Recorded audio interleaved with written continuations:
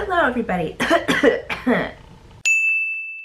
Hi, I'm Tabby. Welcome back to my channel Keeping Tabs, where today I'm going to be doing a spoiler full, so many spoilers, spoiler full talk for Queen of Air and Darkness by Cassandra Clare, the third book in the Dark Artifices series, the 12th book in the Shadowhunter Chronicles. 12 books, can you believe that? Damn, that is a lot. I'm just gonna be talking about my feelings about this book because I had so many emotions were had during the reading of this book. So many. So this book does not waste any time, okay? It jumped straight to the part where Livy is dead and lying in Julian's arms, and I'm all choked up all over again. I was kind of nervous to start this book because of the sibling death that it deals with, because I lost my sibling 5 years ago and I'm still in the denial stage, and so I was kind of scared, is this gonna make me cry the whole time because I'm not ready? I don't want it. But it didn't. I think it's because it's different, because Livy is a sister and she's the younger sister of Julian, so it's a different relationship because I had an older brother. So I don't know, I think it needs to be exactly specific for me to really be sobbing. I don't know. And actually that goes with one of the quotes that I freaking tabbed. I tabbed so many things in here. One of the quotes was, "Sympathy is common. Knowing the exact shape of the hole someone's loss leaves in your heart is rare." So yeah, I think it was because it wasn't the exact shape hole that I have, that Julian has. So it wasn't as hard as I thought it was gonna be. So I was good. It was good. It was fine. It was great. So let's talk about, this is just gonna be all over the place, like I said. I'm actually just gonna flip through their tabs and see what happens. So we have a scene where Jem talks to Emma about Kit, and we already knew Kit was something special, but apparently he's got some Fae blood in him, and I'm so confused, especially later on where Tessa and Jem are talking about Orlean to him, because I thought Orlean was his mom, but then I read it again and she's not. Is she the great grandmother? How, where is she in the tree, in the family tree? Great grandmother, grandmother, who is it? I know we find out who Kit's mom is in the Shadowhunter Market novella books, which I haven't read, so I'm probably gonna read those now just so I can understand what the heck's going on with Kit and who he is exactly. But he's the freaking grandson, great-grand whatever son of the Unseelie King and the Seelie Queen. Oh, which means he's related to Ash. And can we talk about Ash? Can we talk about Thule? Because that was such a random freaking moment in this book. It was a whole other story in this story. It was a novel sandwich with our regular Shadowhunter books, Thule, which felt like some kind of freaking Mad Max dystopian weird world, which I loved it. But it was so weird because it was sandwiched in between what we're normally used to. But anyways, over there we had all of our characters, but reversed. So Jace in Thule was literally killing my heart. I was so sad for him because Jace is my all-time, he's my homeboy, okay? I love him so much. And to see him there, we already knew, reading City of Lost Souls, that he knew everything that was happening. He had a memory of it. He was aware while he was under Sebastian's control. So just knowing that was all happening, and then he killed Maris. I still don't know to this day how to say the girl's name, but Maris Lightwood, Maris, I don't know. He killed her. And I love that him and Ash were kind of close, and I'm happy that Clary died, because literally this Thule world is literally what I've always wanted from Shadowhunters. In City of Heavenly Fire, I wanted Jace, Clary, I wanted somebody from the big group to die. So in Thule, my wish was granted. Clary dead, Isabel's dead, Alex dead, Magnus is dead. Alec and Magnus's death. I felt so bad for Alec because his sister's dead, his parabatai is lost to the world, he's gone, and now Magnus is turning into a demon and he has to kill him. But we didn't find out what was happening with Simon, so I'm assuming like he was still a vampire, because I think it was City of Heavenly Fire didn't happen, because that's when he turned back into a human. So he's still traipsing around as a vampire, but I feel like, did we even get to know what he was up to? I don't remember hearing his name in Thule at all, so I wonder what he's doing. I wonder if he's like evil or if he died or something. I don't know. But Clary died, and I was happy about that. And oh my god, when they killed Sebastian and Jace came back into himself, and like, ooh man, the memories, the pain. Ooh, he's traumatized. He is troubled. Ooh. Oh, this book, this whole series is so dramatic. It is so dramatic. Sometimes it's like soap opera level and I'm rolling my eyes, but it's also like, give me more, because I watch Days of Our Lives. It's dumb, but it's good. It's so dramatic, but I'm here for it, and I'm here for this storyline. I'm here for this rogue, damaged Jace.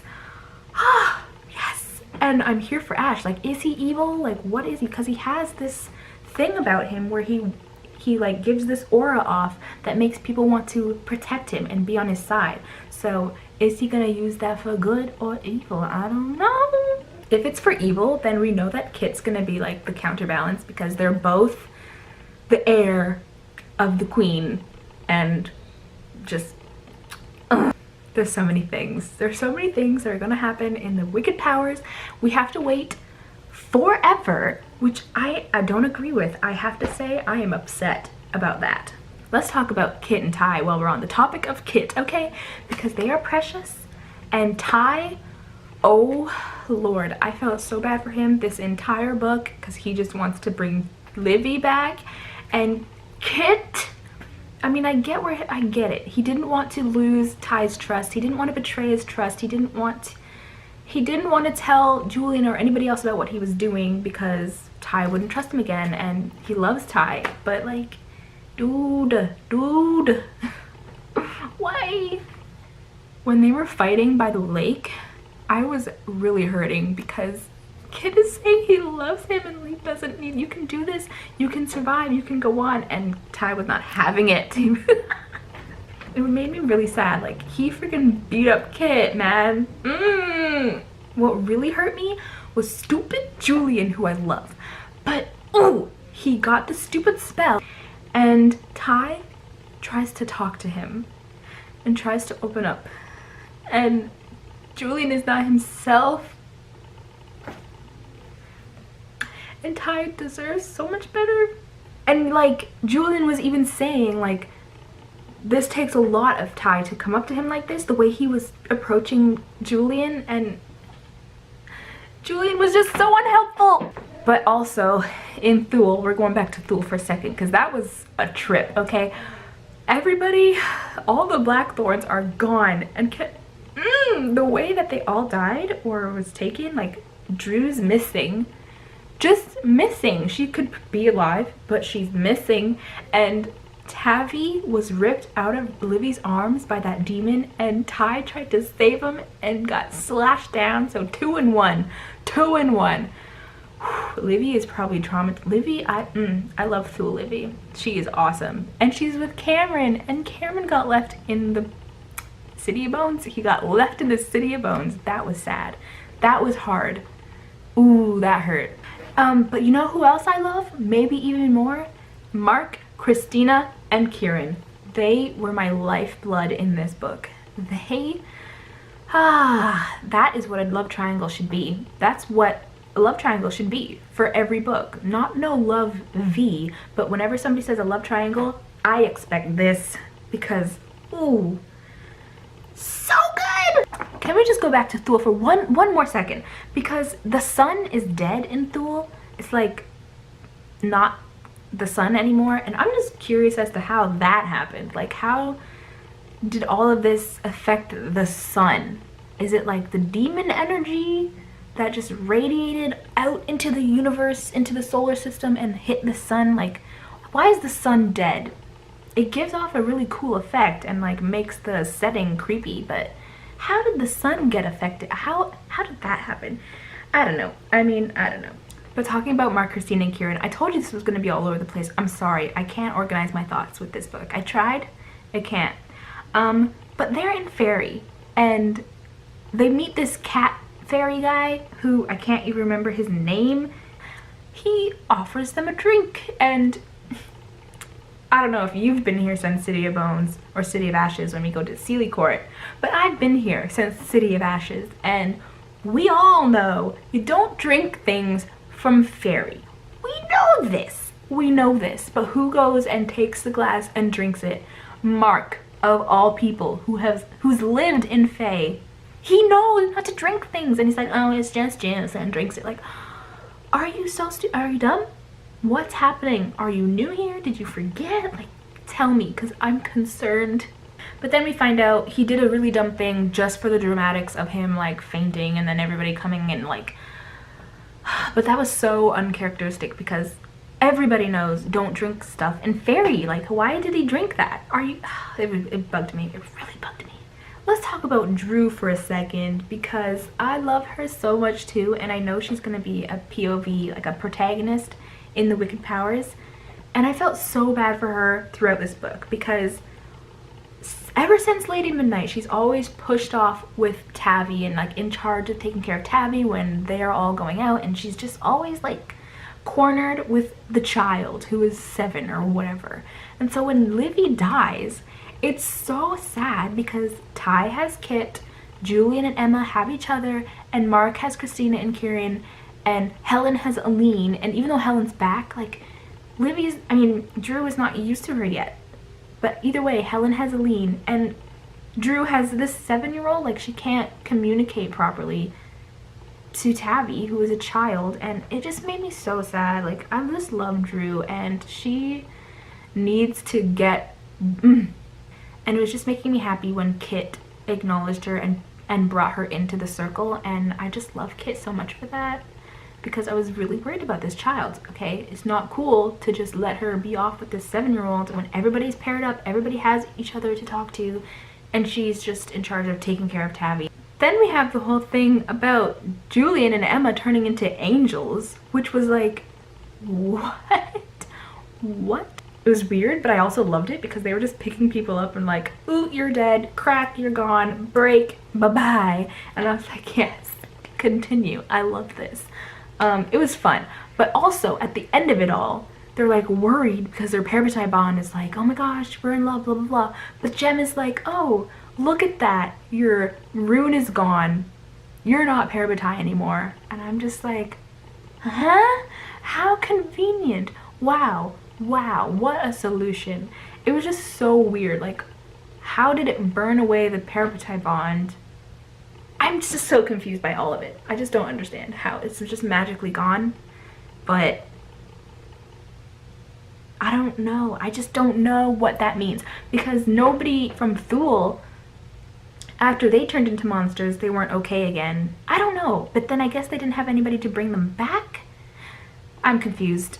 I'm confused about why their rune is just magically gone. Like, their other runes aren't magically gone, but their parabatai rune is magically gone. Maybe it's because that was the rune that started it. I don't know. I'm sure there's like some kind of magical explanation, but I was like, oh, convenient. Look at that. We're okay. We can love each other now. Alec is consul, and I'm really happy about that, especially because of things that was happening in the Red Scrolls of Magic, which I read. I'm really happy that he got this, and I'm so happy that he and Magnus got married, and it was so cute that he just like planned it all without even asking Magnus first, and then he asked Magnus and he's like, oh good, I'm so glad you said yes because look, we're ready to get married, it's all planned. I love it. I also love Gwen and Diana. I don't know if I said that in this video yet, but Gwen and Diana were giving me life. I love Gwen, and I love how he treats her, and like, she is such a strong individual, and he's just like, yes. So this whole book ends with Clary and Jace getting engaged in the greenhouse where they had their first kiss in City Bones. And I remember reading Lady Midnight when Jace, oh my gosh, there are so many character names, I can't. When Jace first proposed to Clary at the end of Lady Midnight, and I was kind of upset about that because I wanted it to be in the greenhouse where they had their first kiss, But then I'm glad it didn't happen because this happened.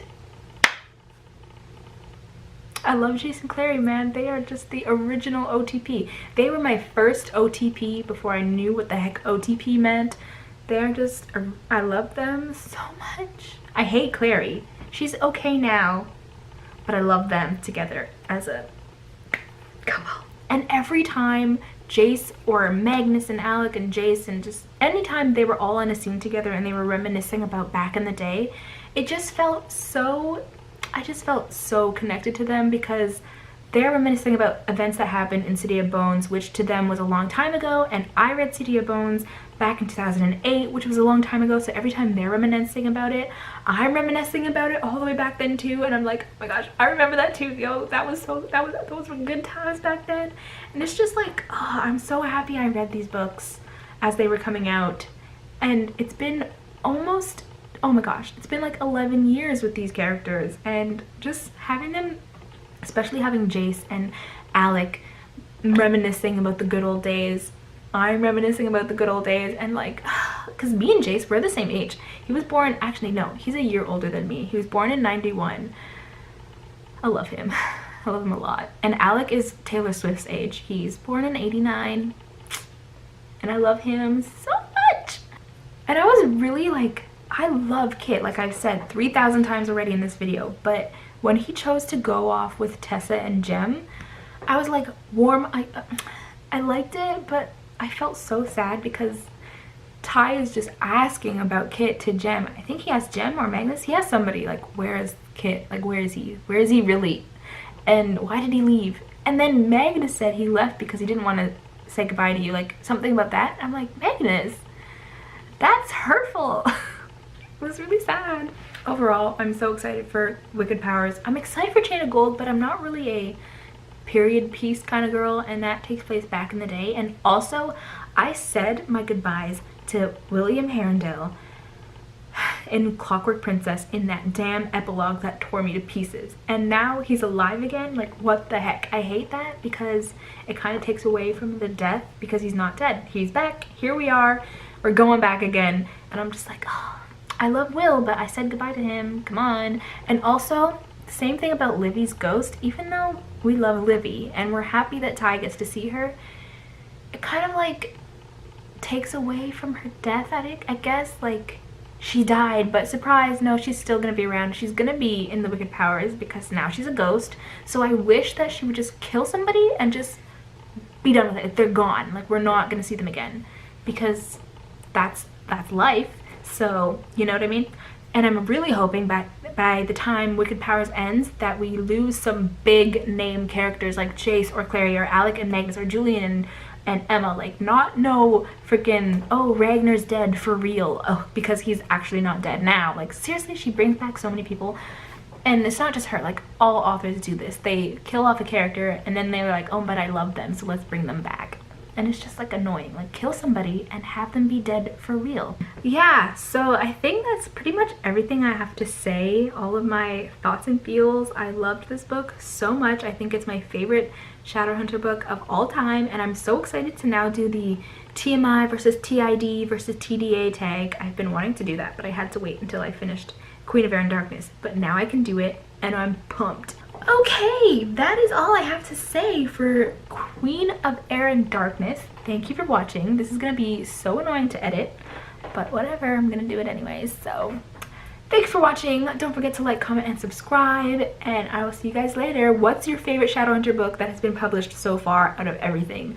Because mine is probably Queen of Air and Darkness. It used to be City of Heavenly Fire, but Queen of Air and Darkness, man, ooh, it was good. Yeah, thanks for watching. I'll see you guys later. Bye!